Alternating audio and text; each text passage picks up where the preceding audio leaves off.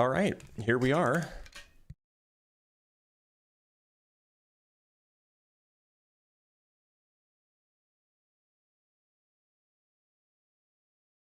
Howdy, howdy, everybody. Let me just connect the TikTok comments. All set.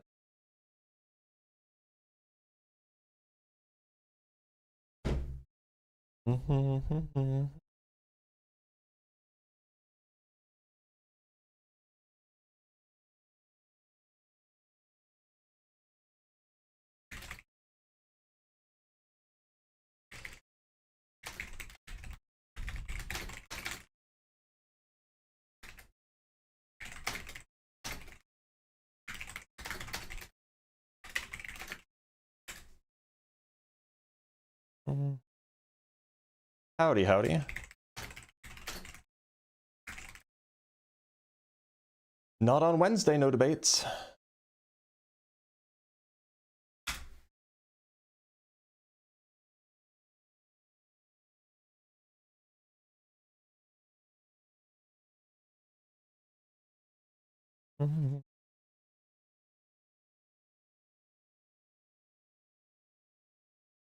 Okay. All right. Howdy, howdy, howdy. Hope everybody's having a good day. I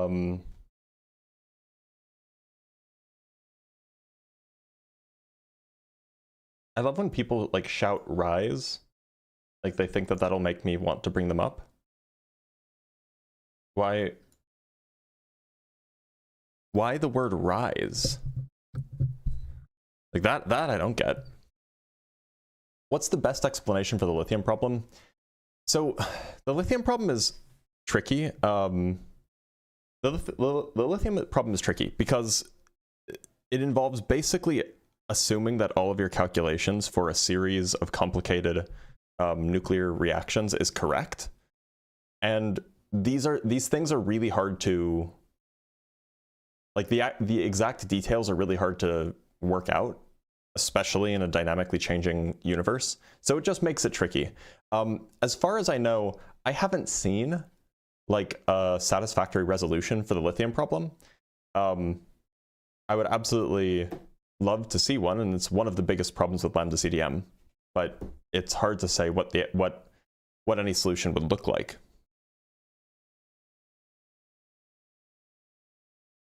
Why are there so many forms of ice? Isn't it just all ice? Well, so I believe that they're called isomers. Is isomer the right word? Yeah. So, they're kind of isomers. They're not. They're just different crystal structures. And the point is that depending on how the water molecules are arranged in a crystal, you get different properties for the solid. And so, like, you could call it all ice because it all has the same H2O chemical makeup, but these are all things that have very different properties, so it'd be a little bit strange. It'd be like not having a separate word for diamond and graphite and diamond and graphite, even though they're both, because they're just both carbon, right? But we have different names for them because they're different structures. From Sean James PL with the $5. Thank you so much, Sean. As a physicist, what do you think about the fine-tuning argument for God? I think that among many arguments, it's good, but that doesn't. It might be one of the best ones, but that doesn't make it good. Sorry, I'm getting a call from my veterinarian.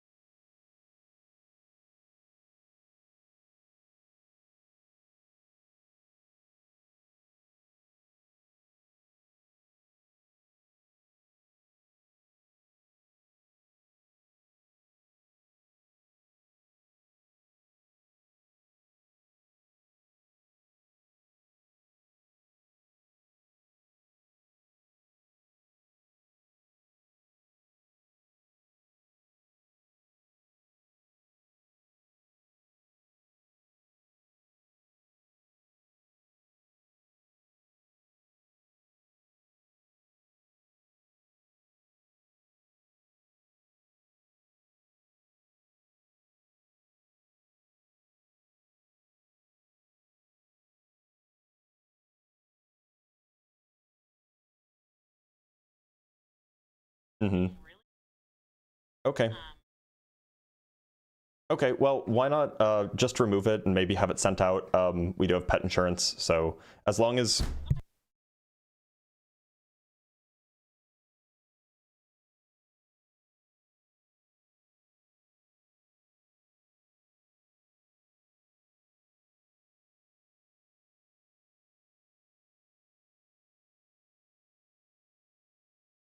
Yes, I understand that I accidentally unmuted. The cat just might, like, the cat was just put under for dental cleaning, and the veterinarian noticed that there was like a mass on her ear, and so it might just be a cyst, but alternatively it could be like something else. So they just wanted to ask if I'm okay with them removing it and having it sent out for checking, just to make sure that, you know, because it's going to be extra money. So they just wanted to make sure that I consented for its removal, and yeah, I consent for its removal. Anyway, let me answer this question. What do I think about the fine-tuning argument for God? Basically, my view is that it's perhaps the best among bad arguments, because this is like an example of an argument that actually uses like modern physics and like actually tries to make a good analysis here. All right, sorry about that. Sorry about starting late. Sorry about putting everything on pause. Let's read some questions. Why you be dodging Caleb? Well, when the guy has actively said in public on Twitter that yes, he is an anti-Semite, and yes, well, actually, I don't want to put words in his mouth, but he definitely has implied that he thinks that Hitler has done nothing wrong. Sorry, I don't platform Nazis. At least I don't platform Nazis more than once, and then I find out that they're Nazis, and then I don't platform them again. What is your background in physics, theorist or experimentalist? So I'm a theorist. I'm also like a mathematician. So like often the word is mathematical physicist. The physics that I spend most of my time thinking about is early universe cosmology and like relativity of, generally speaking, general relativity. And that has, you know, cosmology baked in, that has some black holes stuff baked in, etc.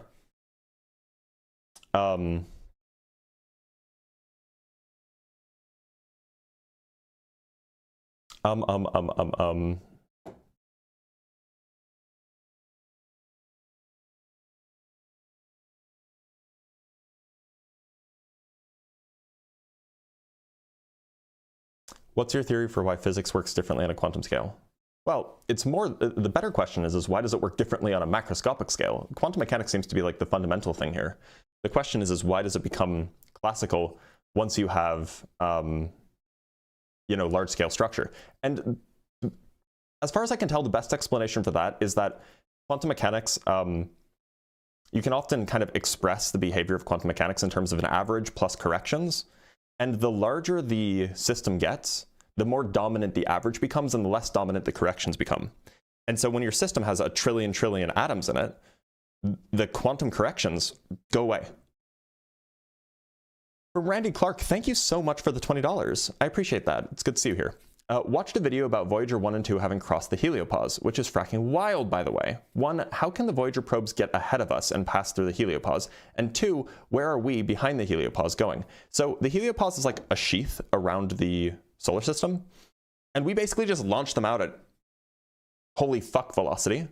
And so, yeah, they can get out, they've just been booking it. And so depending on the direction that we sent them, they will leave the heliopause at different places. I'm not really clear what you mean by get ahead of us. Like, we sent them out, so of course they could be ahead of us. But I'm not sure what you mean by where are we going. I mean, like, the whole solar system is just moving around the galaxy, is obeying gravity. Do black holes have infinite gravity or just a lot of gravity? Black holes just have as much gravity as the mass associated with them have. Like, that's it. So if they weigh as much as 3 suns, then their gravity is equal to that of 3 suns. Coming from a biologist, what drew you to physics? It was black holes. Like, just being totally real, I saw pictures of black hole, or like renderings of black holes on the internet, and I thought that was the coolest thing in the world.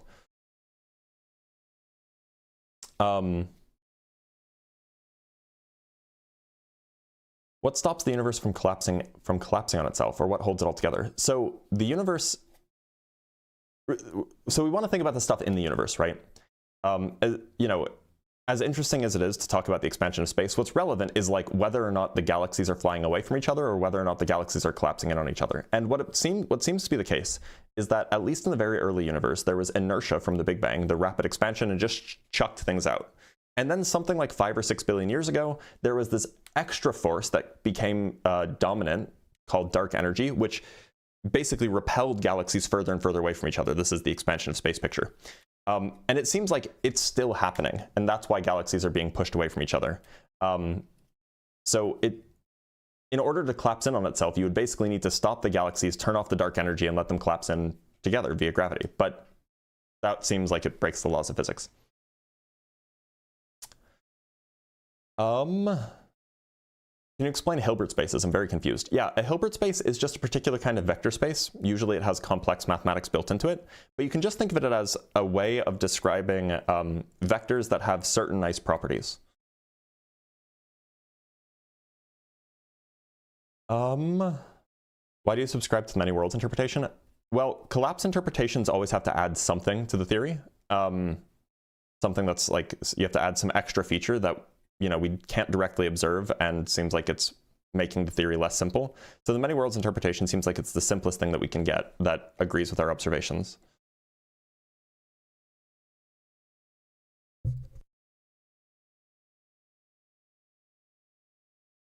So if we assume that the center of a neutron star is a quark gluon plasma, when does that quark gluon plasma become just bent spacetime in a black hole? Is this another phase transition? When does that quark gluon plasma just become bent spacetime? Ah, okay, you're asking. I see. So we don't know what's going on at the core of a black hole. There might just be another phase of matter. It's not clear that there is a singularity at the center of a black hole. That's just kind of classically assumed, but that's not clear that that's true at all. It could just be that there's another more dense phase, as you kind of alluded to in your question, that's at the center of a black hole. From Garain with the $5, your Hawking radiation video, could you explain why the particle emitted is affected by the size of the black hole? So the way that I like to think about this is just that I think of Hawking radiation as particles tunneling from the inside to the outside. And so if the black hole is bigger, the tunneling barrier is larger, has bigger gravity basically. And so it's harder for particles to tunnel from the inside to the outside. That's the way that I like to think about it. And it kind of agrees with my, you can think of the event horizon as like a barrier, and the bigger the black hole, the bigger the barrier. That's the way that I like to think about it. And that's why Hawking radiation is less for bigger black holes. I thought you were an atheist, now you're a psychiatrist. I'm not a psychiatrist, learn to read. That's probably a joke though. Does the collapse of the wave function indicate some kind of quantum gravitational effect? Well, if you're Roger Penrose, then you would think so, yeah. But I tend to think otherwise. If a black hole gets so massive it collapses into something super dense, black holes are already as dense as they can be for a given volume. You can't get denser than a black hole.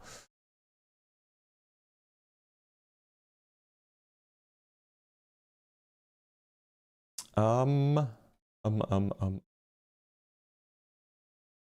you explain annihilation and creation operators for QFT? I actually mentioned them in the video that I put out today, but well, I should ask, do you want annihilation and creation operators in QFT as compared or as contrasted with in quantum mechanics? Because it's basically the same thing. It's just you're creating the annihilation and creation operators just apply at a point in spacetime rather than applying over the entire quantum system. That's the difference between quantum mechanics and QFT. But if you want a broader explanation, an annihilation and creation operator, these are basically how do I want to phrase this? These are the mathematical description of the process that goes from there is a vacuum with no particles to there is not a vacuum, there is one particle with momentum p or momentum k perhaps at time t, for example, something like this. And so that's just what the operator does. Now it's created well, or rather it is expressed in terms of the field and its complex and its conjugate. Make of that what you will.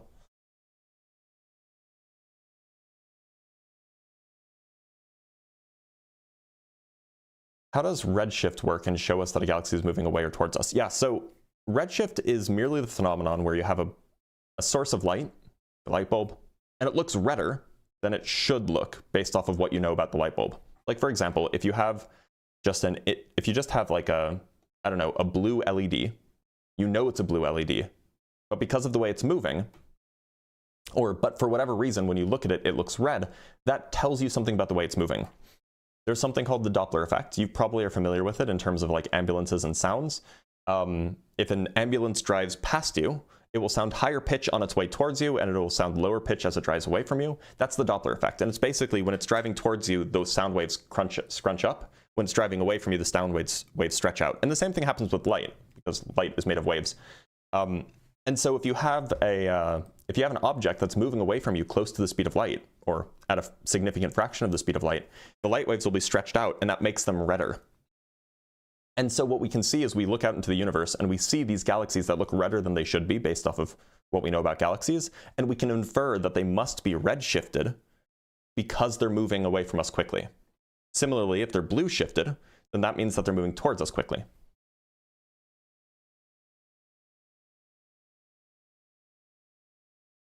Do you think there's room for a mechanical interpretation of quantum mechanics? I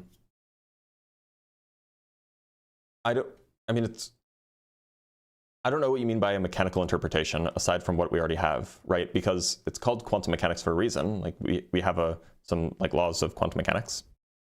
I don't know if we would call them laws, but like there are mechanical relations between quantum systems. They're just different from the Newtonian ones. Shouldn't ball lightning be filmed more than once ever with all of the cameras in the world? I mean, not necessarily. If it lasts a very short amount of time, and it's small, and it's very, very rare to begin with, then not necessarily. Can you explain how the length contraction creates magnetism? So I do have a video on this, but roughly there's not really a way to explain how it creates magnetism, but merely that relativity is a good explanation for magnetism. The actual details of how you go from special relativity plus electricity equals magnetism just relies on the mathematics. The mathematics, like the way that you group the mathematics together of electromagnetism is that if you have an electric charge and you have a boosted velocity combined with special relativity, that is equivalent to a current, which produces a magnetic field. As far as like a how, it's not.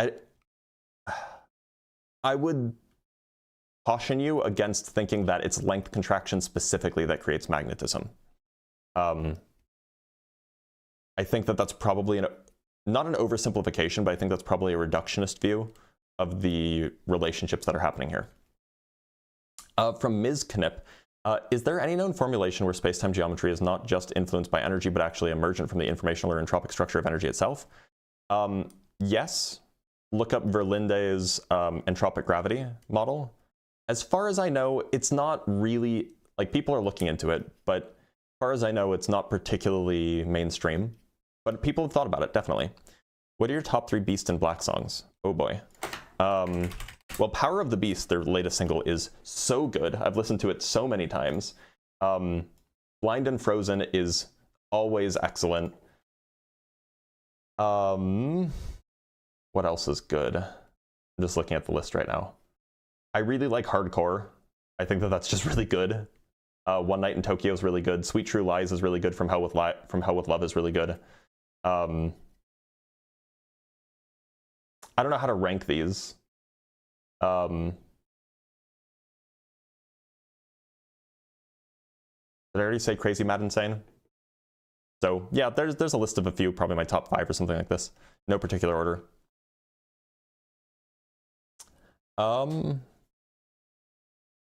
Didn't I already said that.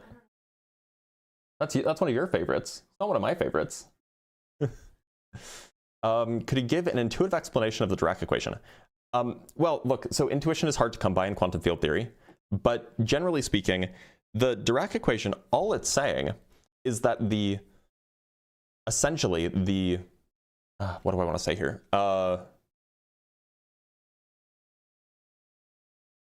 Sorry. That the momentum is proportional in some way to the energy plus some factor that depends on the mass. The way that I've always heard it described, one of the ways that I like quite a lot, is that the Dirac equation is what happens if you take the energy momentum relation from Einstein. This is E squared equals mc squared plus pc squared. If you take that and then you take the square root of it. So you end up with a Hamiltonian on the right-hand side, but you're somehow taking the square root of quantum operators. And that's the thing that's really, really neat. That's the most intuitive explanation for its derivation that I'm familiar with. The only trouble is that it requires that you have two things, like two operators whose order of operations matters. And so that's how you get your sigma or your gamma matrices showing up, or I guess your Pauli matrices, right?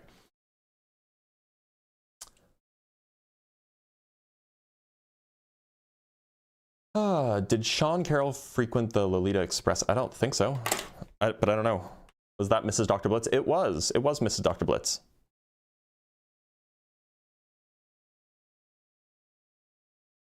How close are we to nuclear fusion being a sustainable energy we could use? It's hard to predict, right? It's really, really hard to predict. People have been saying 30 years for the last 50 years.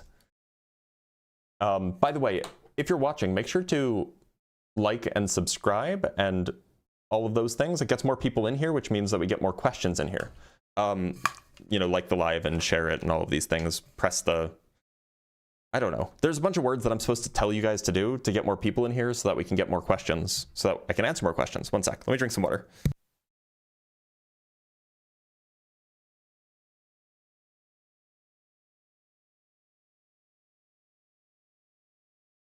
Right, can you specifically describe the expanding boundary of your universe? Is it a growing membrane? So, as far as we can tell, the universe as a whole doesn't have a boundary. There's not really a good reason to think that that's the case. On the other hand, the observable universe does have a boundary. In fact, it has 3 different boundaries depending on how you talk about them. There's the particle boundary, there's the cosmic event horizon, and then there is the Hubble. What's it called? There's the particle horizon, there's the cosmological event horizon, and then there's, is it the Hubble radius? I can never remember what the third one is, but there's a good diagram if I can find it.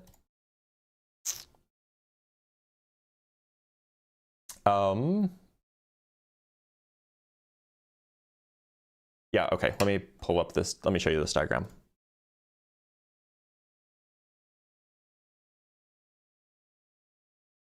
Here's the diagram. So this is, in my view, this is probably the most useful one. This one down here at the bottom. This one down here at the bottom is probably the most useful one.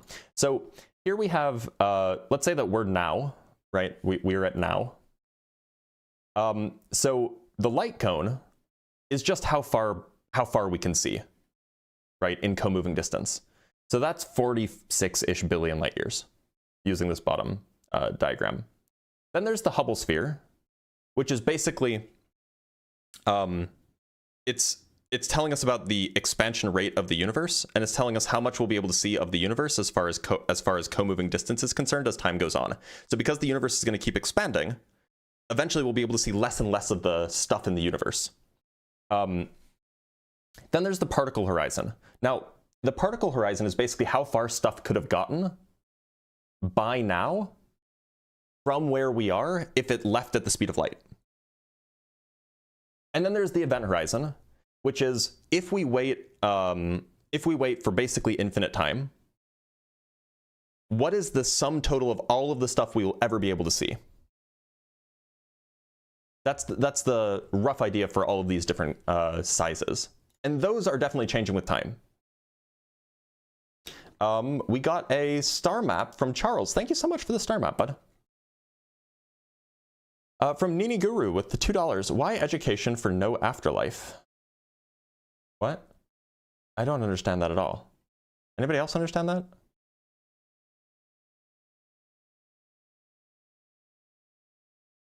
What was going on prior to the Big Bang?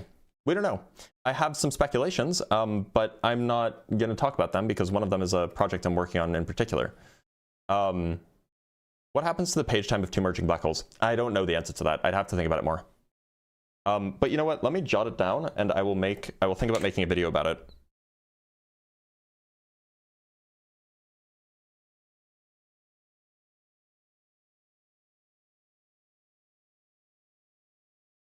We have to define stability from first principles. Stability is like a pretty straightforward scientific or mathematical idea.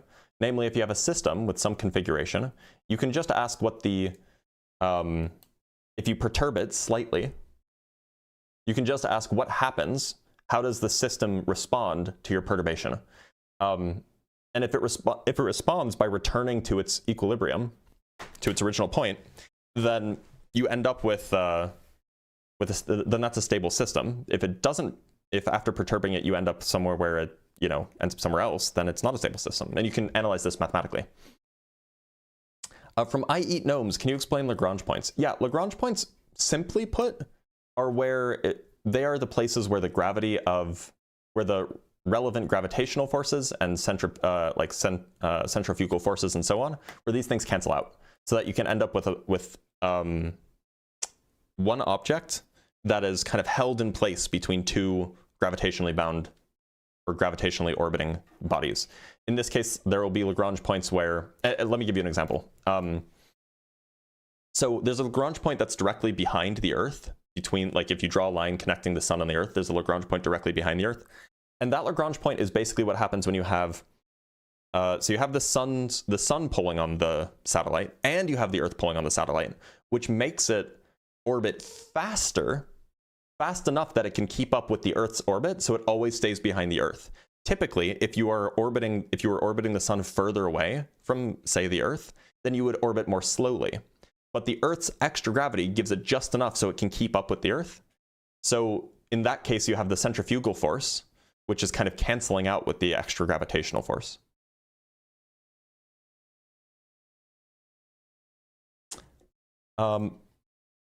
And then there's other Lagrange points, like the one between the sun and the Earth. You just have the Earth and the sun's gravities kind of canceling out. And then there's the other Lagrange points, which are a little bit more complicated because they require two-dimensional thinking rather than one-dimensional thinking. Not been here for a while. Do you still have that fluffy cat? Yes, she is currently at the vet. She's just had her teeth cleaned and she's going to have a mass removed from her ear. In what sense do photons carry magnetic force between charged particles? In a very mathematical sense, that is not real. So what you're describing is treating electromagnetic forces between particles as described by virtual photons. But virtual photons are not real particles. They are, at best, mathematical abstractions used to better explain, or not better explain, to better calculate those particular forces in a quantum setting.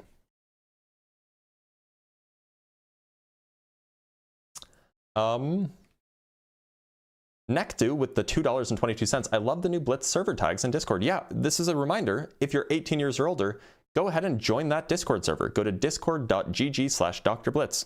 It's a cool place to chat with like-minded people, to get information about when I'm live streaming, and when I post videos, to ask questions, to learn, to debate. It's a great place. So consider joining the Discord server.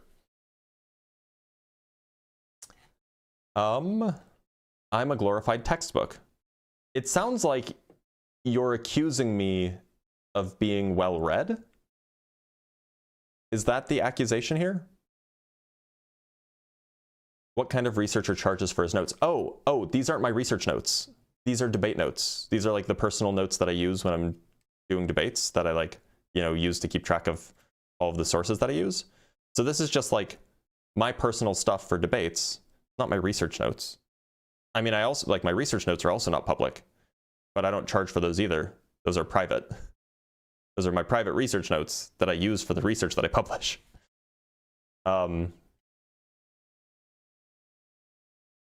So, Professor Dave says there's a science communication revolution coming. I hope he's right. Do you have any reason to think he's right in that prediction?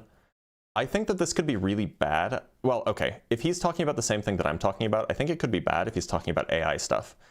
On the other hand, if he's talking about something else, I don't have an opinion because I don't know what he's referring to. From Bacon and Bush with the $50. Bacon and Bush, first of all, it's good to see you here. Thank you so much for being so generous and supporting the live stream. Second of all, Let's answer your question. How far can light stretch with expansion? Would it eventually just stretch out of existence if beyond radio?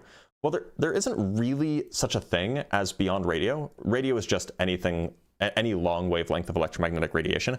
However, it's possible that you could have the wavelength stretch so that the wavelength is longer than the Hubble radius, which means that essentially you can't see that there's an electromagnetic wave there because the wavelength is wider than you could ever possibly measure. So at that point, it basically has stretched out of existence, but that doesn't mean it's not there. No, I'm accusing you of parroting descriptions of other people's descriptions that were contingent.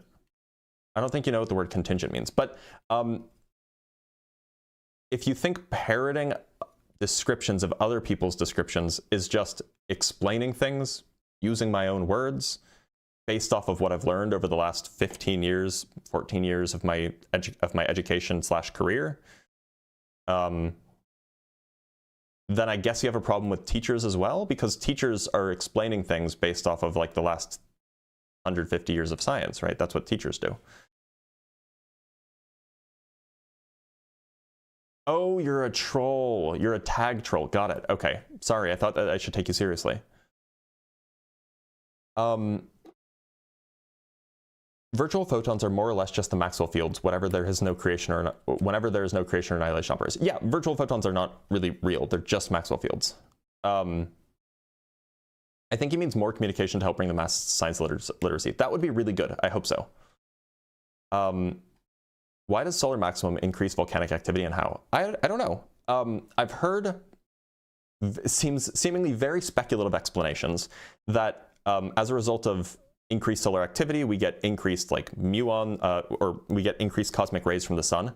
And I guess the claim is that those cosmic rays can trigger like microscopic quantum reactions deep in the mantle of the Earth, or perhaps in the crust of the Earth, and that can trigger volcanic activity, but that seems really far-fetched to me.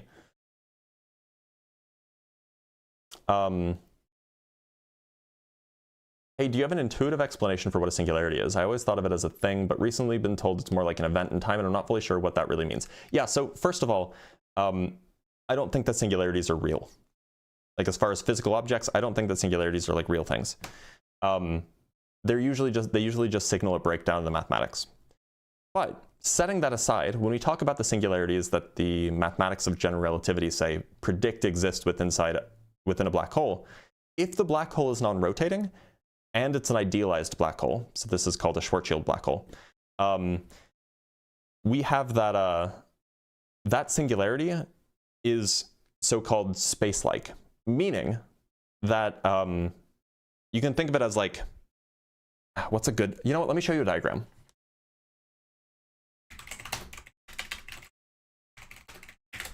Penrose diagrams are really valuable anyway.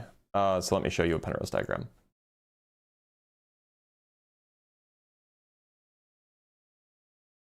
So don't read too much into a lot of the text here. I'm just going to use this to explain what I'm talking about. So, right. So this is the Penrose diagram for a Schwarzschild black hole. Don't worry about the parallel universe. Don't worry about the white hole, the anti-horizon, all this stuff. Here we have the stuff outside of the black hole on the right. And then here we have the black hole on the, at the top here. Now, the important thing to recognize in this diagram is that if a line is traveling more up than it's traveling to the side, that line is traveling forward in time. And if a line is traveling to the side, more to the side than it is traveling up, then that's not an object actually moving. So we would say that a path that's moving more vertical than horizontal is time-like, because it's traveling through time and only traveling a little bit through space. We would say that a line that's more horizontal than it is vertical is space-like, because it covers more space than one would be able to cover in the amount of time that you have. By the way, so for example, this blue dot would be an object. Objects can't travel faster than the speed of light. They can't cover more distance than they do time. And so its path is more vertical than horizontal. Anyway, this is all to say, this wiggly bit up top, that's the singularity of the black hole. And so in this case, it is a space-like singularity. Notice that it's not like a thing that you can get to or that you can avoid. Rather, it is merely a location in time that you inevitably end up with if you cross the horizon. Notice that if you start anywhere in the universe and then you take a vertical path you will a vertical path past the horizon. There's no vertical path that you can take that will not lead you to the horizon. And so in some sense, it's like a point in time rather than a place in space. That's what they mean when they say that. Now, keep in mind, this is only true for non-rotating black holes. This is not true for rotating black holes. The Penrose diagram for a rotating black hole has a space-like singularity. Sorry, a time-like singularity. It's called a ringularity, and that's at the center of the rotating black hole. From Jalen Wiggins with the $10, we have our slight differences in the beginning/permanent existence of the universe. However, I do enjoy learning a good bit about science. This is more of a chem question. But why is manganese so dangerous? Oh, I have no idea. I don't know like the first thing about chemistry. Okay, I mean, I know the first thing about chemistry, but I don't know the second thing about chemistry. So yeah, I can't help you there. I'm sorry. And $5 from A Matter of Thoughts. Since absolute zero can't be reached, does that suggest motion is eternal? Well, yeah, in a sense, right? In a sense, like you can't have no motion, but we kind of expected that to be the case anyway, even if you could get to absolute zero, because it's not like at least in a universe that conserves energy, say that you drop something to absolute zero, that energy would have to go somewhere, right? I'm not a tag, I'm an ontologist. You're a fraud. I don't think that ontologist is an occupation. I think that you're a pseudo-philosopher, is what I think that you are. Are influences on gravity instantaneous? If the sun disappeared, how long would it take for the planets to scatter? Is there a space-time equivalent for air rushing in to fill empty spaces? So disturbances in the gravitational field, for the most part, travel at the speed of light. There are ways the gravitational field can look like it's communicating its position at faster than the speed of light instantaneously, but that's just because there are certain kinds of motion that are kind of carried, that are kind of known about already. So for example, one way to kind of make sense of this is if you have like a baseball flying through the air, or let's say you have a baseball flying through space. Well, the effect on space-time is not just the baseball being at a place, but it's also the velocity of the baseball. And so in the space-time, encoded in the space-time already is the velocity of the baseball. So the space-time near the baseball knows about that velocity. So it knows where the baseball will be so long as it doesn't like further accelerate. So it's not like, because the gravitational field basically has information not just about the position, but also about the velocity of what's going on in space. It can make some things seem like they're instantaneous because it's predicting where an object will be if it continues along a straight line. But if you just like disappeared the sun all of a sudden, no, that's not something that the space-time knew about. And so the space-time would take, a time delay given by the speed of light to respond to that. From C-Bar, thank you for the $5. Can you tell us about internal inflation and break it down? I don't think I understand the concept at all. Yeah, so eternal inflation is an interesting idea, and it's pretty mainstream. I don't know if it's the majority, but it's definitely a plurality of cosmologists take it seriously. The idea is something like this. You have, so let's back up a little bit. Let's talk about inflation simpliciter.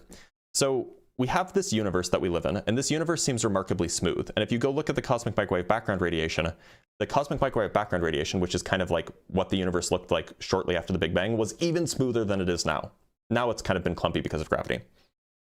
So there's this question, why is the universe so smooth if the early universe didn't have time to kind of come to equilibrium? The early universe expanded so fast that the deviations as a result of quantum mechanics or whatever it might be, those didn't have time to talk to each other to come to agreement to kind of smooth out. So the question is how did it get so smooth if there wasn't enough time to become smooth? And sorry, I just got a text from a doctor.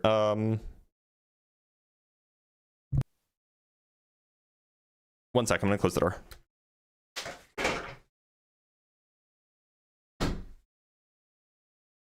Okay, never mind. It was just confirmation of an appointment. Right, so the question is how did the early universe get so smooth? And one of the explanations that was offered in the 80s is that, well, what if the universe expanded so quickly in the very early universe after these quantum fluctuations kind of froze out, that it just smeared out those fluctuations, and now you're just left with something smooth. Like if you zoom in enough, because it expanded so quickly, it looks smooth, even if it's not smooth over super cosmic scales. So The idea of inflation is that you have this extra rapid expansion. Now there's this idea of what caused that extra rapid expansion even faster than the initial Big Bang expansion. This inflation happened before the hot Big Bang. So then the question is what caused that the extra rapid expansion that we call inflation? Well, we think of it as like there's essentially an extreme version of dark energy. We call it the inflaton field. Now, the inflaton field can have a whole bunch of different properties, but one of the properties that the inflaton field can have that can give rise to this kind of inflationary behavior is something called slow roll. And the idea is that you have very, very high energy, and very, very slowly that energy kind of leaks out as the universe rapidly expands from inflation, and eventually gets to low enough energy that it kind of dumps its energy and you get a hot Big Bang. But if it rolls slow enough, then quantum fluctuations, so while it's rolling, the universe is basically empty. There's no particles yet. It's just the inflaton field. While it's rolling, the universe, while it's rolling in one place, the universe in other places, it's rolling slowly enough that the quantum fluctuations of the inflaton field can push it back up the hill. And so you'll have most of the universe is sitting at the top of the hill, inflating really quickly, and only parts of the universe will have this slow roll down. And it's only in those parts of the universe will you get a hot Big Bang. And so the point is that you can have an extremely rapidly inflating universe outside of the universe created by the hot Big Bang, and those can have their own hot Big Bangs. And the point is that there's no reason to think that this couldn't go on forever into the past.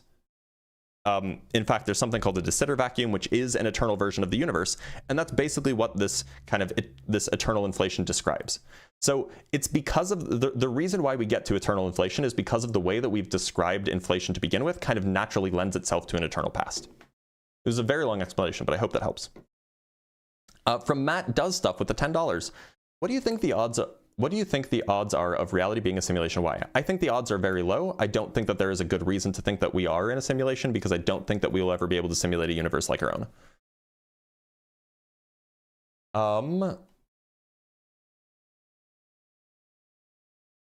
Did I miss a super chat? No? Okay, I didn't miss a super chat. Right, let me drink some water and then I'll continue asking.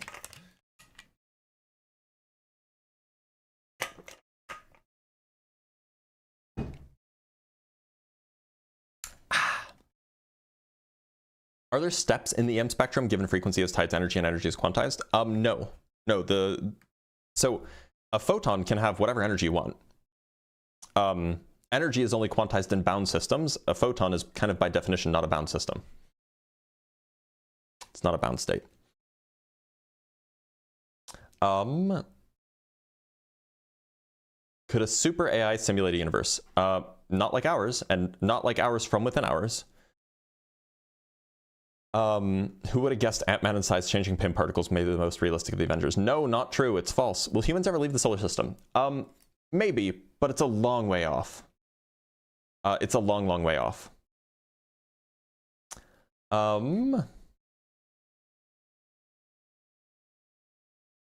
we reaching a limit on what we can invent technologically? For instance, what conditions would we need to surpass the speed of light? This is not a technological issue. This is a physics issue. So, like, imagine the universe were different where there wasn't a speed of light, and instead light travel, or instead there was, the maximum speed was infinity fast. What you're asking is the equivalent of what conditions would we need to surpass infinity speed? Because in some sense, the speed of light is like the infinity speed for our universe. So it's not really like, but no, we are nowhere near reaching the limit on what we can invent technologically. It's just, there are some things we can't invent because they're physically impossible. Does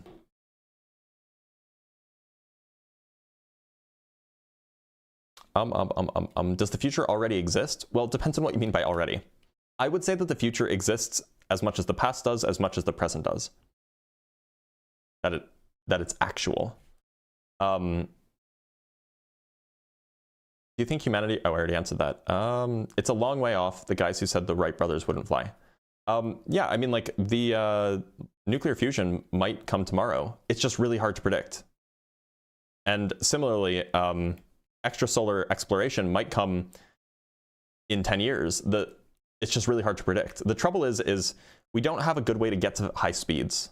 And extrasolar exploration requires near the speed of light travel, basically, because stuff is really far away. I mean, like, in principle, we could send stuff to other solar systems now, but it would take 10,000 years to get there.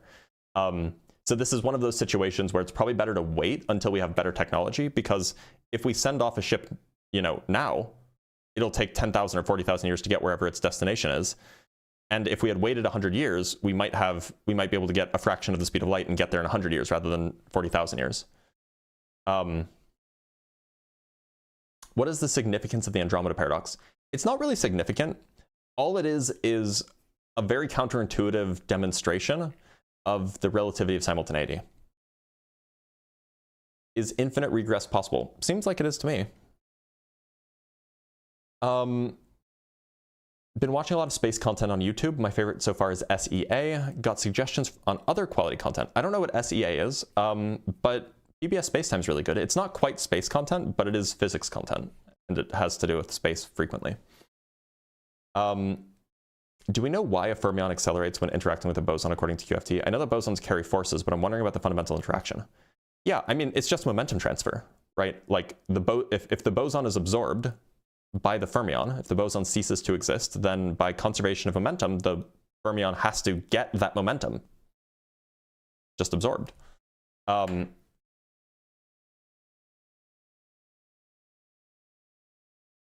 Did you see the PBS Spacetime video where they say that antimatter engines are a realistic goal within a couple of decades? I didn't see the video.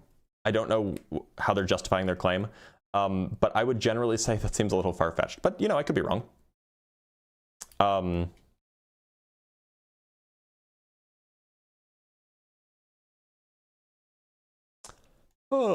Since like B theory of time, how do you feel about the contingency argument? I don't think it's particularly good, no. Trout, just so you know, Zenodo is not publication. When people ask where you've published your work, they don't mean did you upload it to some site where anybody can upload. It's what journals did you publish in? What peer-reviewed journals did you publish in that academics respect, right?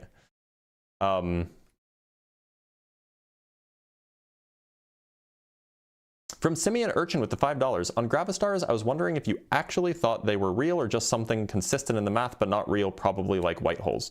So gravastars are the ones that are, those are the ones that are like very, very similar to black holes, right? They look a lot like black holes, but they're not. Yeah, okay. Those are the ones that are very, very similar to black holes. I am of the opinion that they, okay. I'm skeptical of their existence. It's a really nice solution.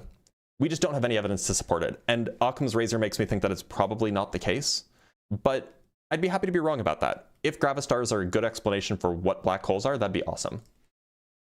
And from Gus Bus with the 10 pounds. Thank you so much, Gus.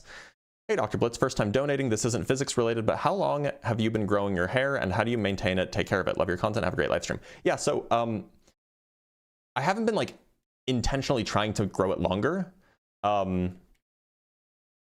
But I've had long hair since like 7th grade, and it's been about the length that it's at since like sophomore or junior year of college. And I think this is just like the terminal length that it gets to. I don't think that it gets any longer than this. I didn't cut it for like 3 years while I was in the Czech Republic, and it didn't get any longer than this. So it's probably just the terminal length from my head.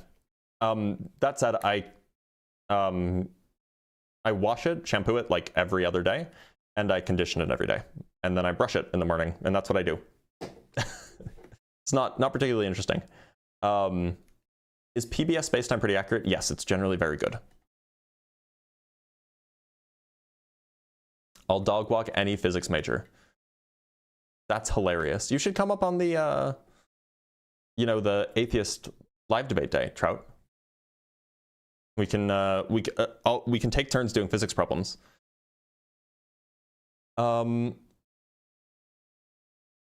Electromagnetism or optics? What about them? Do hadronization jets' properties depend on anything apart from the energy of the parent particle? I guess it would also depend on the charge, right? The overall charge of the jet must necessarily be the charge of the particle that produced the jet. Right? Is that true? Well, so typically a hadronization jet is created when you have two quarks shot away from each other, but quarks are going to have, yeah, I mean, that must be true. Oh no, I'm sorry.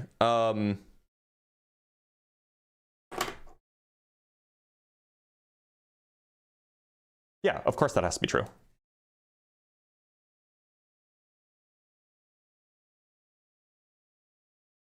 But other than that, no, I guess it's just the energy. Actually, let's think about this for a moment. So when you separate two quarks by enough, let's say you have a let's say that you have like a pion, which is just an up and an anti-down quark, right? Let's say that you have a pion, like a plus pion. What are they? I can never remember. Plus pions are up and anti-down, right?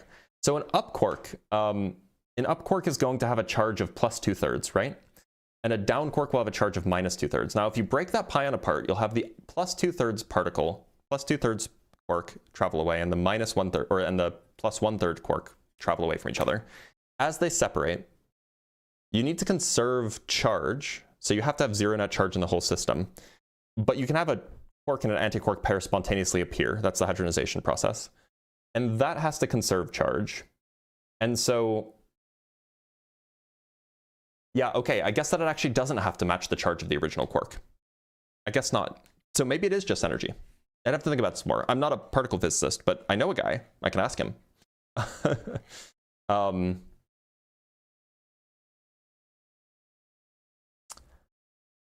We all, as a collective, need to get Blitz on PBS Spacetime one of these days to do one of the interviews they've been doing with physicists. Look, if you guys just start spamming the PBS Spacetime comments, telling him to come to reach out to me, I would 100% do it. I'd do it in a heartbeat. I'd love to meet Matt O'Dowd, but you know, I'm not going to reach out to him and beg. From Nini Guru with the $2, why education if there's no afterlife? Because I think that education is valuable in this life. Why do anything if there's an afterlife? Why do anything in this life if there's an afterlife?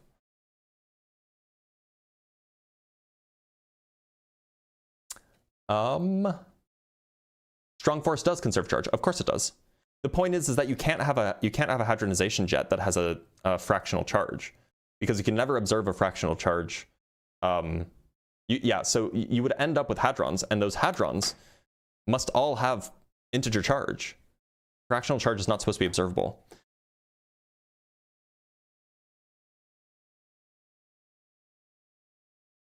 I know hadronization energy scales with, I know that. I know it has nothing to do with charge. I'm just thinking about during the hadronization process, the reason why hadronization jets form is because of the process of quarks being separated from each other. Now, quarks have fractional charge. And I was thinking that electric charge conservation would require that hadronization jet, like you can't just make charge out of nowhere. So that jet would have to have a fractional charge. But no, of course not. You can always add and subtract so that you have whole number charge in both jets, for example. John Lennox already refuted my work. John Lennox has talked about me? Huh, I'm honored. I don't think he has, though.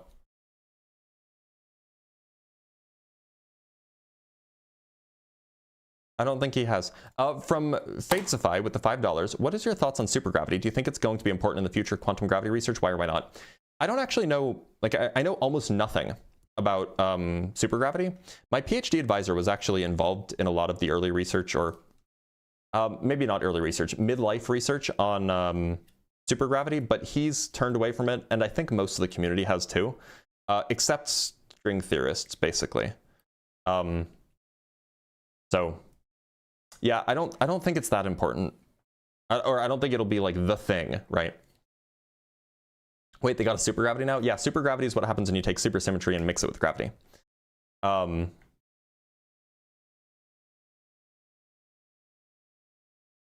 Rindler horizon appears whenever we accelerate. Is its formation time delayed or instant? Horizons are global structures. Horizons are not like physical things that form. Horizons are things that either exist or they don't. So if you are in an accelerated reference frame, then there is a Rindler horizon, full stop. Is string theory a dead theory? No. What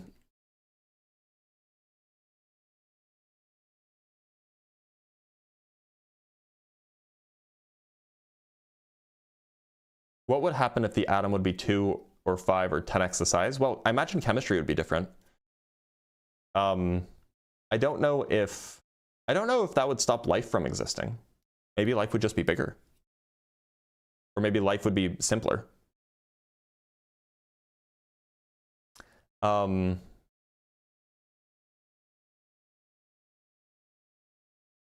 Debate Islamic Apex one-on-one. If he comes up on my live stream, I will. The only people I don't debate are known Nazis. Make of that what you will. Or people I just don't like, but I don't even know Islamic Apex. Why can't we quantize gravity? Yeah, so it's a really complicated answer for a very straightforward question. The simplest way to put it is that there's kind of a canonical way to go from a classical theory to a quantum field theory, called second quantization. You can also just do it with a path integral. Path integral plus renormalization. And so the trouble is that there's basically an algorithm, right? You take your classical theory and then you promote all of the things to all of the relevant fields to operators. Then you run some calculations and you find out that some of your quantities, some of your observables are infinite. So you add counterterms to your theory to make them finite. And then for a renormalizable theory, there's a finite number of counterterms they have to add, and then you're done. And then you have a theory that makes good predictions, good quantum predictions. The trouble is if you try to run this algorithm for quantum or for general relativity, which is our classical theory of gravity, it fails. You have to add an infinite number of counterterms, and which means that you need to run an infinite number of experiments to figure out which counterterms to add. So that's like a practical issue, but there's a lot of deeper issues, namely that quantum field theory kind of treats the background spacetime as like just a background where the quantum field theory happens, but it's not clear how to even make sense of doing quantum field theory where the background is the thing that's doing the changing. So that's hard. There's a lot of further issues too, some technical, some conceptual, but that's two examples of why we can't quantize gravity.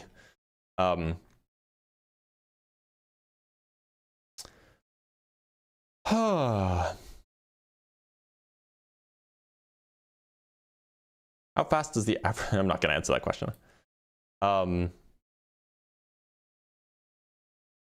What's your name? What's your favorite color? What is the airspeed velocity of an unladen swallow? Dr. Blitz, green, and African or European. 1 plus 2 plus 3 plus 4 plus 5 plus 6 and so on to infinity ends up equaling a negative number. How? It doesn't. It doesn't equal a negative number. This is merely a mathematical trick. Like, so clearly, if you take two numbers, if you take a quantity and then you add a positive quantity to it, the number will always be larger. And so we know that 1 plus 2 plus 3 and so on to infinity must be larger than the number 1. So it can't be a negative number. But there is something called Riemann's, or called zeta renormalization, or you can also use analytic continuation of the Riemann zeta function. Basically, there's a whole bunch of ways that you can kind of extract out a finite bit from the infinite quantity that is 1 plus 2 plus 3 all the way up to infinity. If you throw away the infinity bit, there is a reasonable way that you can consistently pull out the remaining finite piece. And then you get, what is it, minus a 12th. So you can think of that sum, 1 plus 2 plus 3 all the way up to infinity. You can think of that equaling, in some sense, infinity minus a 12th.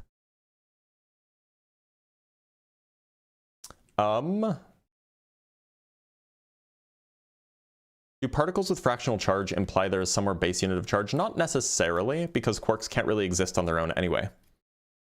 From Garain, with the $5, any explication for why quarks constantly switch their color charge, but electric charge seems to be fixed? Yes, it's because gluons carry color charge. And so when a quark absorbs a gluon, it absorbs it.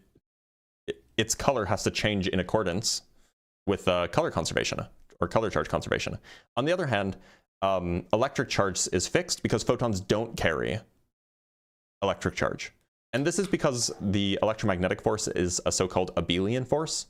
It's described by an abelian gauge theory, whereas the strong nuclear force is non-abelian. It's described by a non-abelian gauge theory. And so non-abelian engaged theories have their force-mediating particles carry the charge of the theory.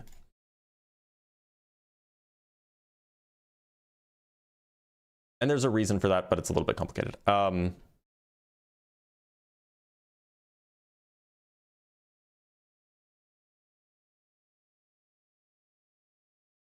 a biologist, so I don't know. What kind of things do you all do in a physics lab? Well, I can't really answer that question because I don't work in a lab. I'm a theorist, right? I'm a theorist or a mathematical physicist. So my lab is my computer, my research notebook, one of my research notebooks, and my experiments are, you know, things like this, or calculations, you know, like this, or whatever it is.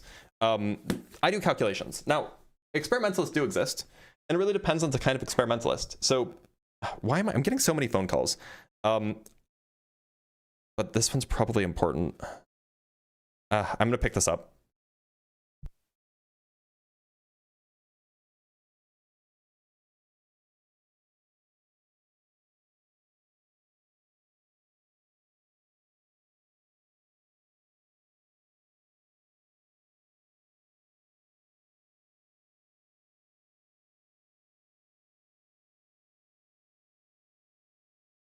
Sorry about that. I think that would be a long phone call, so I told him to call back.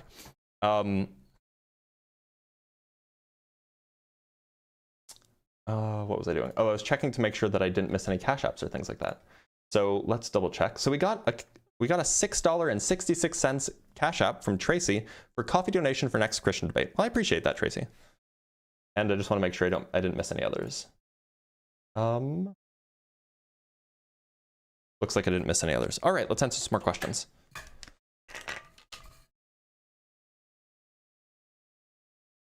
Right, oh, I was explaining what we do in labs, right. So if you're a particle physicist, you build giant machines, and then you smash particles together, and then you collect the data when those particles leave debris everywhere, and then you analyze that data. If you're a condensed matter physicist, what you're going to do is you're going to, you know, perhaps synthesize a sample using some complicated chemical process, and then maybe you're synthesizing some, you know, potential superconductor or something like this. You synthesize the sample, and then you run tests on it. You run current through it to see, you know, what its resistance is, and you see how it responds to different pressures and things like that. So there's a bunch of different things that you can do.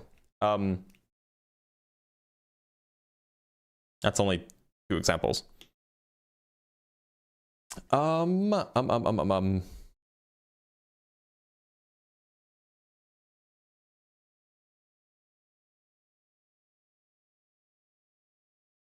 Do you believe in a designer of the universe? I don't.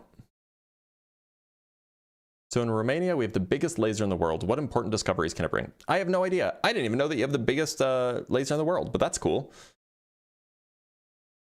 Do I prefer Peskin and Schroeder or Schwartz? I used Peskin and Schroeder, if I remember correctly. Actually, I think I used Z for one of my QFT books. Yeah, I think I used Z. And Z was good, but I've also used Peskin and Schroeder, and that's nice too. But actually, the reference book that I typically use, I have it on my computer, and I just need to remember which one it is. The reference one that I usually use is... Where is it?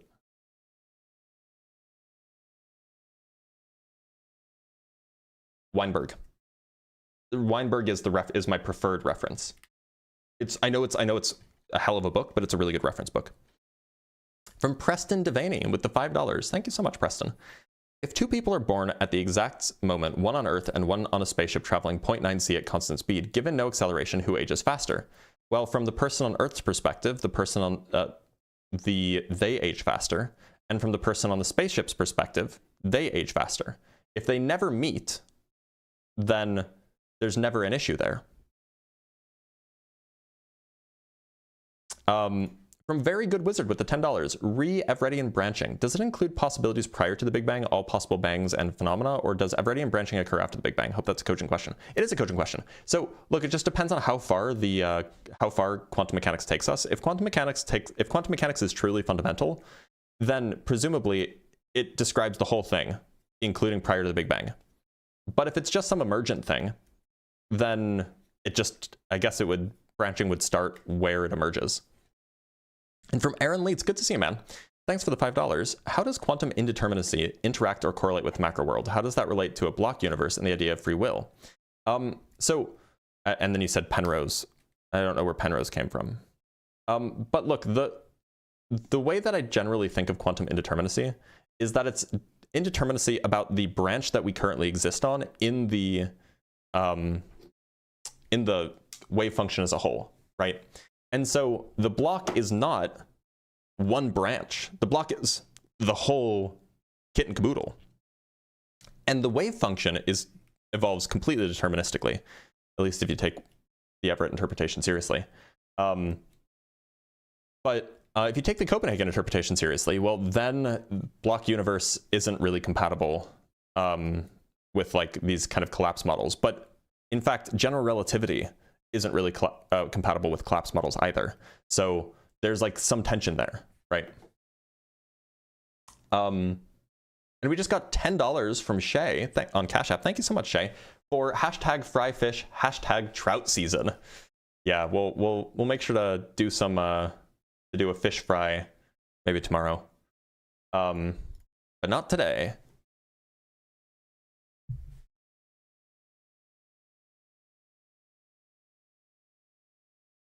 What are the two universal equations that all others must follow? I don't know what that question means. Why do you think that there's two? You code? Is coding important in physics today? Occasionally, but I code only to the end of I need to solve a problem or I need to do something a lot repetitively, in which case coding is like a means to an end. Do you have an opinion on the particle collider from CERN in Switzerland, and what do you think about letting atoms collide at such speeds? I think that it's a great science tool, and I think it's a good idea that we do that. In fact, we should do it more. Do you know of Angela Collier on YouTube? I do, and she's excellent. I wish I had half the ability to speak off the cuff as she does, and half the I don't know, charisma that she does. She's really, really good at her job.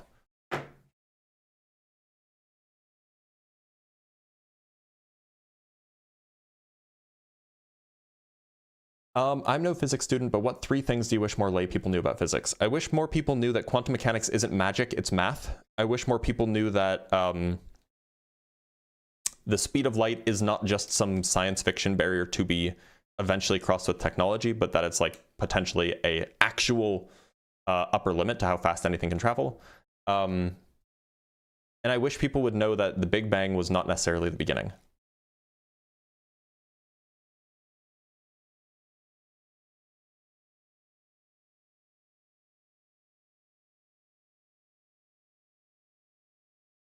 What do you think if Professor Dave explains? You should do a flat earth debate with him. I've offered to do a flat earth debate with him. This was a while ago. He and I have communicated a few times. I don't know him personally. I can't say anything about his personal character. I do enjoy a good cookout, which he regularly participates in, so that's fine.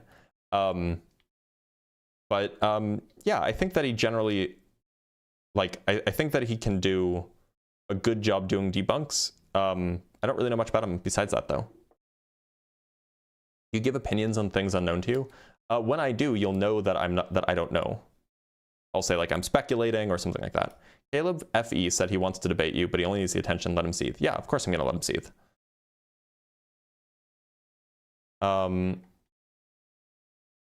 What are your thoughts on Mars's gravity and its effects in humanity through mutations and whatnot? Oh, that's almost more of a biology question than a physics question.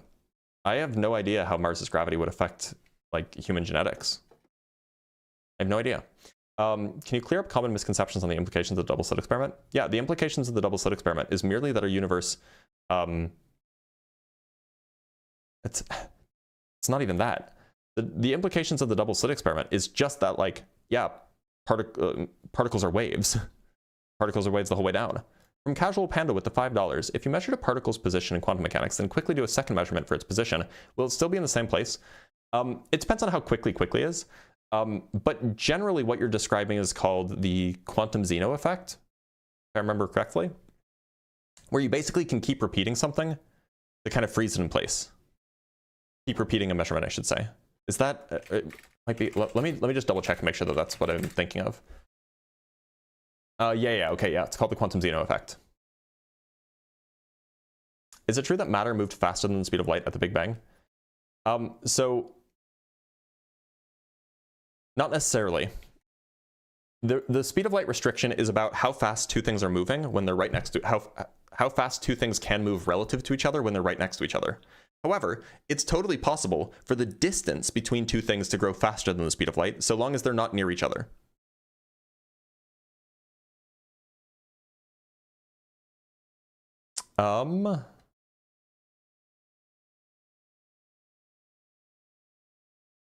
What is the hottest thing in the universe and why? Arguably, I've heard the claim made that the hottest place in the universe is on Earth in our particle accelerators, or in fact, there was something called like the Z machine or something like this, which was a nuclear fusion.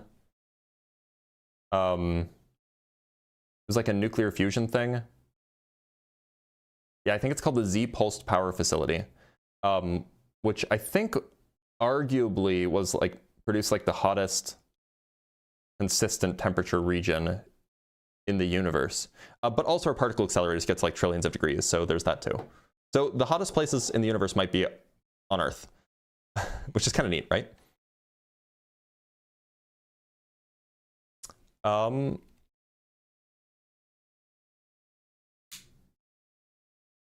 I can recommend Cleo Abrams' channel if you like your science dumbed down and sugar-coated. Who's Cleo Abram? Do I know who Cleo Abram is? I don't know who she is.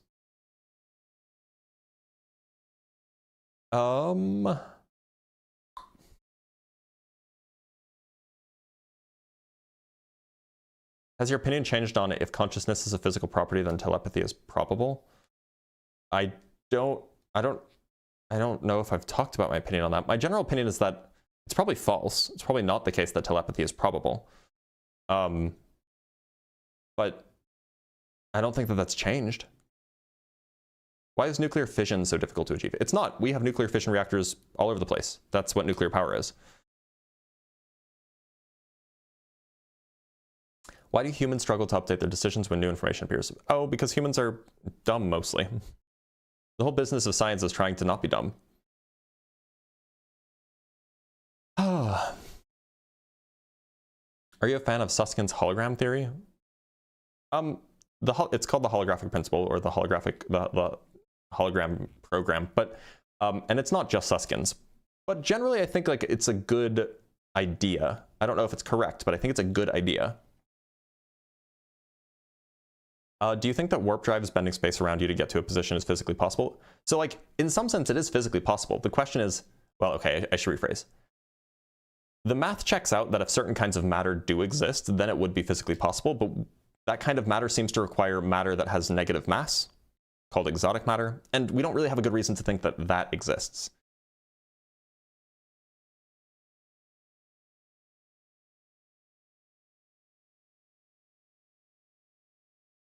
Does information falling into a black hole eventually come back out, or is it permanently deleted? Most people, most physicists, tend to fall on the side of the information does eventually come back out. I don't know if he reads questions from this channel. Well, the channel does show on the multi-feed. I do read questions from this channel. Do you think time is an emergent phenomenon, not a fundamental property of the universe? I'm kind of leaning towards yes, but very much agnostic on the issue.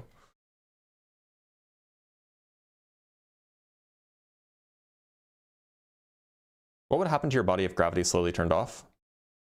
If it slowly turned off, you would just, like, Earth would fall apart, and so you would kind of just like float away in a straight line. Your body would be fine. You'd probably freeze eventually. How much bigger is the actual universe compared to the observable universe?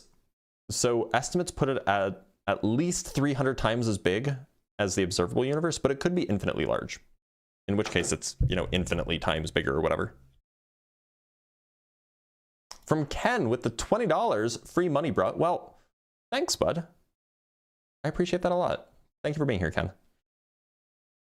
Hello, physicist. Why does my sandwich keep sticking to the roof of my mouth? Thank you. Well, the roof of your mouth is wet and it is ridged for eating pleasure. So I guess things stick to that kind of stuff on the regular. Does the universe have a smallest possible length of time? Not really as far as we know, no. God, my stomach is a rumbly. So this is to say the minimum size of our universe is of the whole universe is like at least 300 times bigger than the observable universe. But it could be infinitely times bigger, right? Do you like astrophysics? If the answer is yes, what's your favorite topic? I'm a physicist. I do appreciate astrophysics, but like I'm more a cosmology kind of guy myself. Like black hole galaxy formation is not so interesting to me. Could the universe actually be round, but we're seeing such a tiny portion that it only appears flat? Yes, that's where the 300 times bigger lower limit comes from. The universe is so flat that in order for it to be actually round, you know, spherical or hyperspherical rather, in order for it to be actually hyperspherical, it just looks flat to us, it would have to be at least 300 times bigger than the observable universe.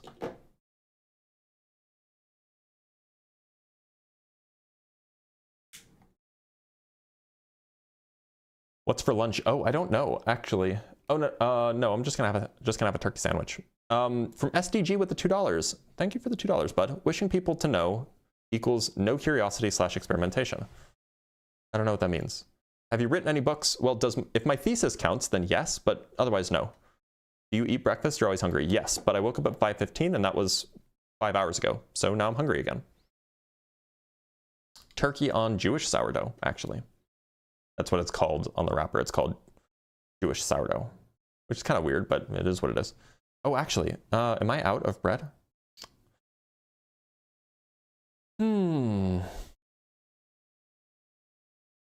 Oh, sorry. Is the acceleration of the expansion of space slowing down? If so, will it eventually collapse? This is still up in the air. There was a paper that came out, a pretty bold paper that came out fairly recently that made the claim that the expansion is actually decelerating. There were some results from the last few years that made the claim that even though it was still accelerating, that acceleration was getting smaller. But this is still up in the air because I think that there was another paper that came out a few months ago that makes the opposite claim. So yeah, it's to be determined. What does it mean for the universe to be hyperspherical? Yeah, so the way to think about this is think in 2 dimensions. You could have a flat sheet of paper, or you could have a spherical two-dimensional sphere, right? Think like the surface of a ball is a 2-dimensional sphere. Both of these things are 2-dimensional. You have a flat sheet of paper, and you have a two-dimensional sphere, which is the surface of a 3-dimensional ball. So if the universe is hyperspherical, that just means that you have a 3-dimensional sphere, which could be thought of as the surface of a 4-dimensional ball. Because our universe is spatially 3-dimensional. Have you read Dungeon Crawler Carl? I have not. Aloha from Maui. As a social scientist, I can see much of your logical thought trains. I don't know what that means, but thank you. Hi.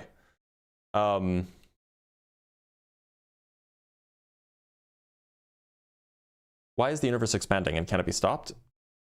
It probably can't be stopped, at least not by us. And the universe is expanding in part because of perhaps initial inertia from the Big Bang and also in part from dark energy. Should we stop building bigger colliders? Some say the return on investment isn't worth it anymore and we should think of testing theories on quantum gravity or modifications on GR differently. That's an argument to be made. So the Large Hadron Collider was built because there was a fairly confident prediction that the Higgs boson would be found, and if so, that would have that was good enough justification as is. And then there was, you know, superfluous things that could have been found, like supersymmetry, etc. At this point, we haven't found supersymmetry, so we don't really have a good reason to think that supersymmetry will be found at the next collider, and we don't really know what else we would find at the next bigger collider. So there is an argument to be made that we shouldn't. On the other hand, I think building bigger and bigger colliders is not that expensive in the grand scheme of things. I think the Large Hadron Collider was like $10 billion or something like that, and the US spends like 70 times more than that every year on its military. So it's not a lot of money in the grand scheme of things as far as like 8 billion people are concerned. And second, I think that giving more money to scientists generally, meaning building more accelerators, meaning funding more PhD students, funding more postdoc positions, funding our university faculties better, I think is just a good thing for humanity. Like, I would rather we give our money to particle physicists than to Northrop Grumman. Let's just put it that way.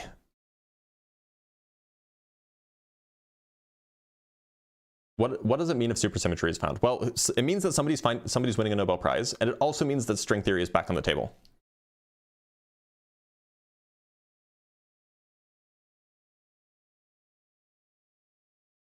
Did a polar shift really happen, and if so, will it happen again, and would we all die? No. No? No. It's not dangerous. And yes, it did happen.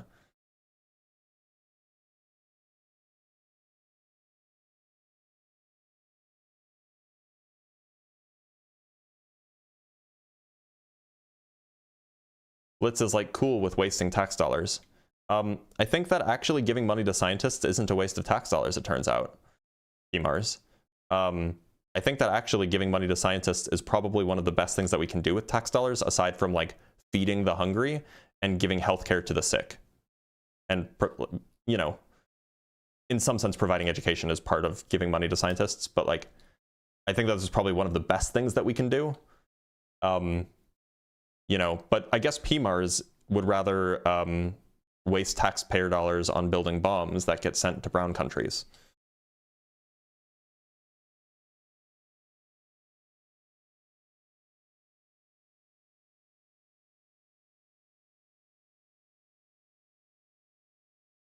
Funding seems commercialized for science. Do you think more not-for-profit science is needed? Most funding for large scientific projects, like building the Large Hadron Collider, are not commercialized at all. Some sciences, like medical science, a lot of medical science is commercialized. Probably a lot of chemical sciences as well. But basic sciences isn't necessarily at risk there. However, we do need more funding for science generally, yeah. Counter-argument, fighter jets are cool. Checkmate, physicist. You got me there.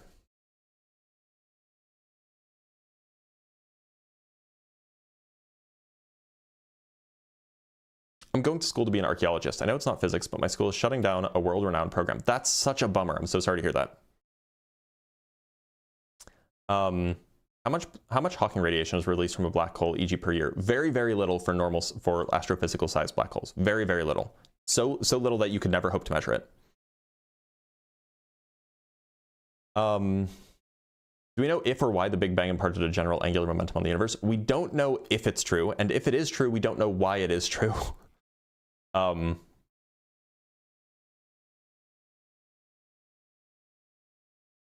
don't get what symmetry is in space-time. How can there be different symmetries? So symmetries are just ways that you can change the system without changing the underlying physics. That's all a symmetry is. So one symmetry would be, at least in our universe, one symmetry is that if you rotate the whole universe, the physics doesn't change, right? At least seemingly. Another symmetry is if you just take everything in the universe and move it 5 feet to the left, the physics doesn't change. There are other more complicated ones, but those are like 2 examples of symmetries. From Eric Slightly with the $5, is time fundamental or emergent? Can you explain your answer in a way a layperson like me might understand? I'm generally pretty agnostic about this, but I lean towards time being emergent. And what that means is that it could be that there is some like non-temporal status, non-temporal way of things being the case, that as a result of the way those things are, there is behavior that looks like time flowing. And so our experience of time flowing is merely an illusion. And from Glitterlock with the 100, is that Qatari Rials? I don't send you super chats often enough. Here's one. I don't have a physics question, so how you doing? I've been better. But that's a me problem, not a you guys problem. I appreciate the thought though, Glitterlock. Are black hole jets Hawking radiation? No, they are not.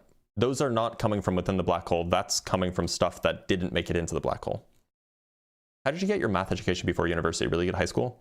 My high school was actually like mega ass. However, my math teacher was incredible. She was really, really, really good. So even though the rest of my education, I mean, like, it wasn't ass. It was just had very, very few opportunities. But setting with the exception of my math teacher, that's what ended up happening.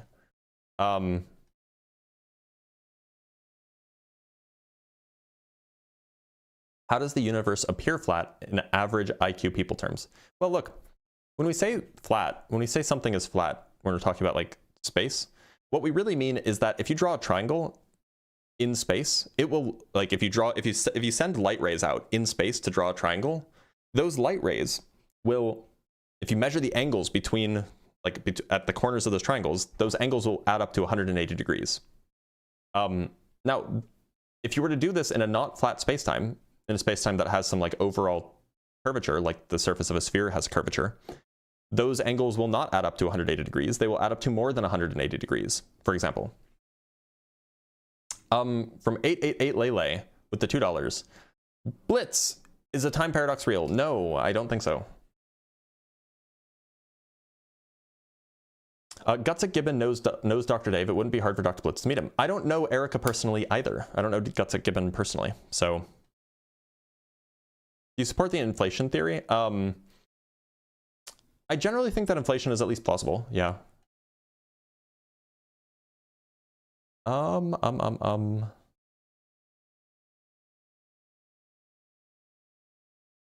me scroll down because I'm probably missing a bunch. Why do electrons have a mass but not a radius in similar particles? Can we ever hope to measure them? Well, because they're waves. Waves don't have a radius. Waves can have mass, though. How are we able to get an image of the CMB? Well, the CMB is in the microwave part of the spectrum. Actually, it's in the radio part of the spectrum, if I remember correctly. But right, it's part of the electromagnetic spectrum, and it's everywhere. So if you just get a radio telescope, which can pick up, you know, basically just picks up radio waves coming from a direction, and then you can turn it and get it from another direction. If you build a radio telescope and you just point it in any direction, and then you subtract out noise from, like, you know, TVs and stuff like that, you're still always left with something, and that something is the CMB.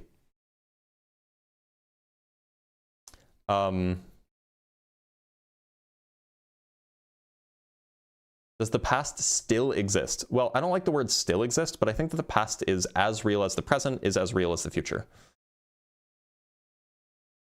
I met Gigi once. She's a class act. I believe it. She always comes across very decent. Blitz, is quark soup yummy? It probably tastes like lemons, would be my guess.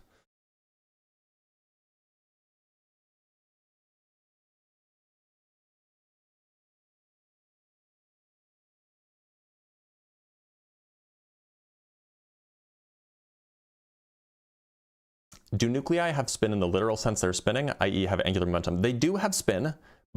They have orbital spin in particular. A nucleus is an extended object, so it can have orbital spin. It can be actually spinning. But that's not the spin that we usually talk about, and usually they're not. Usually they don't have angular momentum. Okay, no, that's incorrect. They can have angular momentum, definitely, and it will be aligned with, you know, whatever magnetic field. Otherwise, they're in a superposition of the different directions that it can be in. But particles like quarks, which is what makes up nucleons, which is what makes up nuclei, those things have intrinsic angular momentum. They're not spinning, but they do have angular momentum. From Tim Davidson with the $5. Thanks so much, Tim. Using the mass of the AZ and the angle of the Nagel, calculate the measure of the pressure. No, I refuse. Even if you look at a black hole with a radio telescope, is there cosmic background radiation? Well, no. I mean, the black hole would block it. Actually, no, there still might be, because the black hole could bend some around it, right? What if space-time anomalies imply new underlying selection rules? And if pigs could fly, I would, you know, something, something, something, something. I don't know, there's words. Is that because sour taste is actually our taste buds detecting protons? Yeah, I think so. Or electrons, maybe? How did you choose your advisor in grad school? So I had a first advisor that I basically rocked up to after taking her class. And I said, hey, can I try working with you? And we tried for like 9 months, and like her expectations and my expectations just didn't match. So she eventually ended up dumping me, which was an unfortunate waste of the time, but it is what it is. And then she suggested a few people who are doing similar things or who are kind of in like the same area that, you know, I should consider going and talking to. So I went and talked to a few of them. I talked to one guy and he and I just, there was no way we were going to click personally. And then I went and talked to another guy and we just like instantly clicked, like just like really good interpersonal connection. And so I'm just like, okay, well, I don't care what you're doing. I'm going to do that because I wanted to work with him because he was a cool dude. From Lele again with the $5. Thanks so much. How do you know how far a star or galaxy is if it's just a dot in a telescope? What type of witchcraft is this? So we use something called the cosmic distance ladder. So essentially what we can do is we can like measure directly distances to like the moon and sort of indirectly measure distances to the sun using Kepler's laws. And once we know how far away the sun is, then we can use the fact that the Earth travels between different places to see that stars appear in different locations depending on where you are during the year. And so that can get you to distances out to like a few dozen, a few hundred light years. And then we can start looking at things like, these are called standard candles. Standard candles are basically things that are always the same brightness or the same, have some property that's always the same. And then we can just look at how far away they are based off of how dim they are or how their properties change. And we can use that to infer how far away they are. And so that's how we're figuring out how far galaxies are. At least some of them. Some of them we just use the Hubble relation to figure out how far away they are. Yeah, the first is called stellar parallax. Yeah, and the first method beyond stellar parallax to figure out how far away stars are using so-called Cepheid variable stars was figured out by a woman. That's absolutely true. And it's super cool, by the way. Yeah, what's her name? I can never...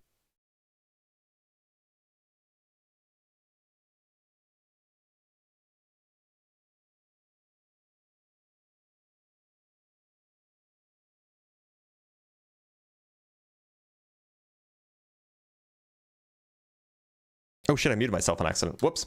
Yeah, her name is Henrietta Swan-Leavitt, and her work basically set the foundation of how we do long-distance astronomy.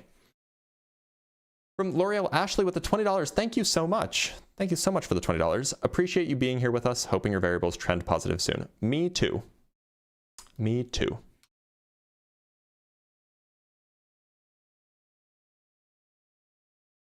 Let's drink some more water.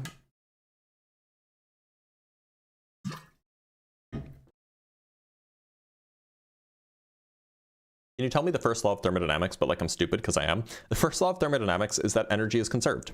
That's it. That's the whole thing.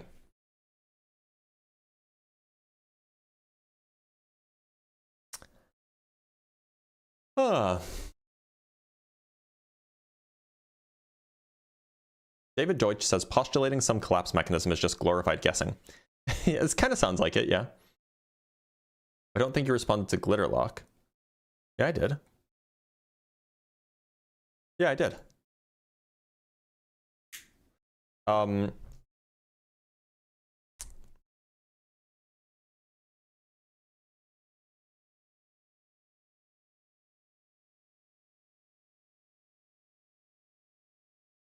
Why do humans have such few genes? I don't know. Talk to a biologist.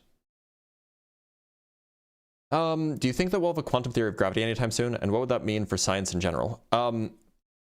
I have no idea. These things are impossible to predict. It wouldn't mean much for anything beyond physics, though. I've asked before, but does the Big Crunch imply the universe or this cycle ending in a single black hole? Not necessarily. The thing is, in order for a black hole to be well defined, its Schwarzschild radius has to be like significantly smaller than the size of the universe. So if the universe does end in a Big Bang or end in a Big Crunch, at a certain size, there will be no black holes because you'll just have chunks of mass whose Schwarzschild radii are bigger than the universe.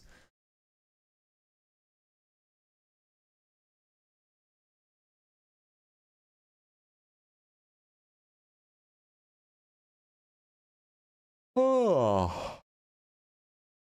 How long did it take you to become a physicist? Well, it depends on when you start counting the clock. I went to undergrad for 4 years, then I did the beginning of a PhD in the form of a master's for 2 years, and then I did a PhD in 5 years. Then I worked as a postdoc for 3 years, and now I am what you might call an independent researcher who's self-funding by doing social media. So it turns out that funding my own research by doing social media pays better than working at a university. Who would have thunk? So I get to do the same. So I do the same research. I spend about the same amount of time doing the research. I just instead of teaching and doing admin stuff for the first few hours of every day, I do this. Yeah, universities don't pay postdocs very much. They also don't pay professors very much.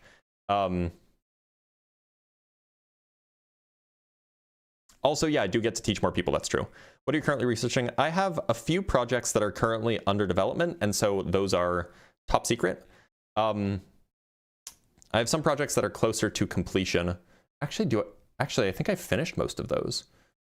Oh, speaking of which, Matt, if you're here, I have to send you some stuff, but I'll send it to you later. I actually fairly recently finished a lot of projects that I was actively working on. And so now I'm kind of starting the new, I'm now in the area where I'm starting new projects. So those I kind of keep close to my chest. Don't professors make 150K per year? Well, it really depends. It depends on where you are, what city you're in, what university you're at, and so on.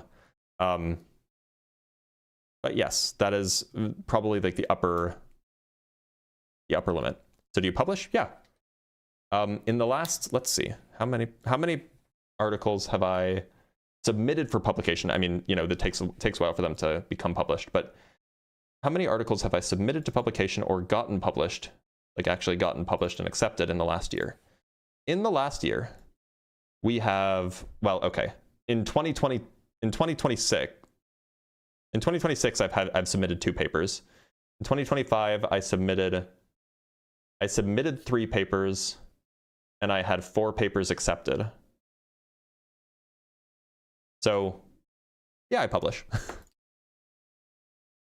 From Germs Rossalina with the $5. In your research, do you work toward new discoveries or expand on existing theories / discoveries? Also, do you have an essential physics reading list? I don't have an essential physics reading list. And it really depends. So sometimes I will take some idea that I read about, and then I will kind of expand on it and see how far I can push the limit. That's one thing that I've done. Lately, I've been working on building like brand new models. So, it just depends. Theorists generally do both. The creating new models is generally harder than expanding old models, though.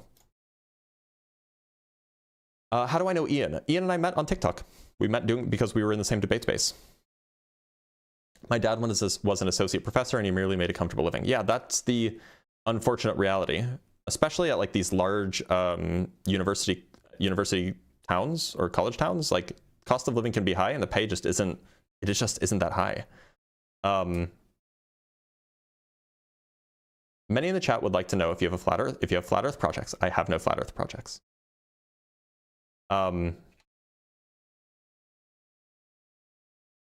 What are your new models currently exploring? I'm not going to tell you. This is stuff that I want to publish. So, and they're in their infancy, so I'm not going to make that public. Are there any recent, semi-recent physics breakthroughs that you envision trickling down to consumer tech? Stuff that would trickle down to consumer tech is the kind of stuff that I don't work on. That would be like condensed matter stuff. So I wouldn't really know about that.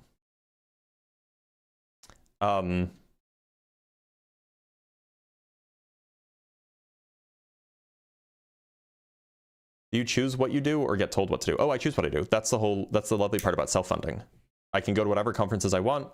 I can work on whatever projects I want.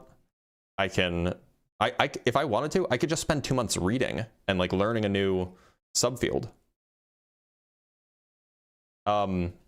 From ND Ike Mandorsey with the $5. Thank you so much. Math lover thinking about going into STEM research in the future. Is theoretical physics best, or are there other theoretical sciences also compelling? Well, you could just go into mathematics. That's one option. There's a lot of mathematics to do. But if you want to do the most math-heavy science that you can do, probably physics is the closest thing is the best thing that you're going to get. Blitz, how much should professors get paid in your opinion? I have no idea. I mean, like, obviously these are experts. Okay, let's put it this way. People who are teaching at a college level at large major universities, like at UCLA, for example, should make certainly enough to own a home that's within a 30-minute driving distance of the school. Otherwise, or to own, you know, to own or rent the standard housing within that area. That's my view. Like, you should be able to live in the place that you teach at. Tell me in geometry when you will find a right angle with greater than 90 degrees. What? Without naming names, what was the worst paper you read? Maybe what was the subject and not the title for an... there was a paper that I read a while ago. It was like a week ago, but I don't even remember what it was because it was... I skimmed through it. I'm like, this is not great. Are you still affiliated with the university? Yes. Do you ever get bored of math or physics? Not really.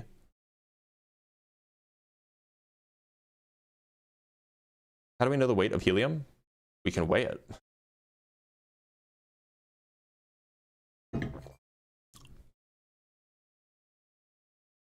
Why do we treat gravity as an active force and not a passive effect of high energy impacting space-time? They're both useful views. That's why. Is theft that big a deal in publishing? It's not that it's that big of a deal. It's just that, like, I don't mind talking about stuff that I'm working on that's near the end, because odds are is I will publish it. But the whole point is if you're trying to publish something, you're trying to do something new. And if you're doing something new, like, look, I don't think that somebody's going to be malicious and take it. But like, if they hear the idea and they're like, huh, that's a good idea. What if we did X, Y, Z? And then they figure it out before I do. Well, then there goes the idea, right? From Wayne Cottrell with the £5. Thank you so much, Wayne. I've always been fascinated by the Parker Space Probe. What camera's filters would it be using to prevent blinding from the sun? Oh, well, it's just going to be using really, really dense filters, right? Like, we have filters that you can point at the sun without blinding yourself. In fact, there's a general law that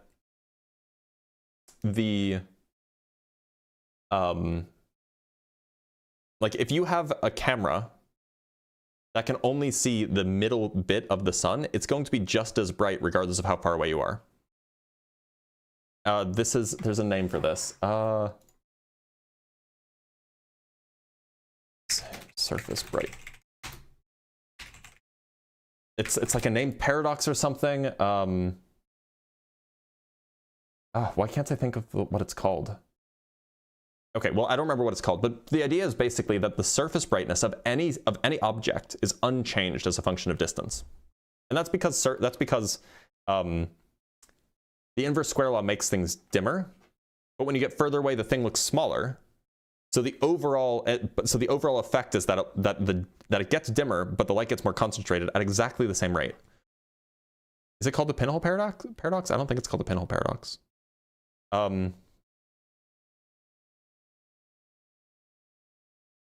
With scriptwriters, as soon as you scribble down a story, it becomes protected. I guess it's different for peer-reviewed stuff. Well, yeah, I haven't written anything down. There's nothing published anywhere. These are just like ideas floating around the head, right? Y'all, I have a doctor's appointment fairly soon. No, I'm sorry. I have a meeting fairly soon that I need to make sure that I don't miss, because I missed the one last time. So I need to not miss that. So I'm going to end the live stream here, and I will see you guys tomorrow for some debates. In the meantime, make sure that if you're 18 years or older, make sure to join the Discord server. Go to discord.gg/drblitz, Dr. Blitz. It's a cool place to be. You'll get good announcements, and yeah, I'll see you guys there. Take care, everybody.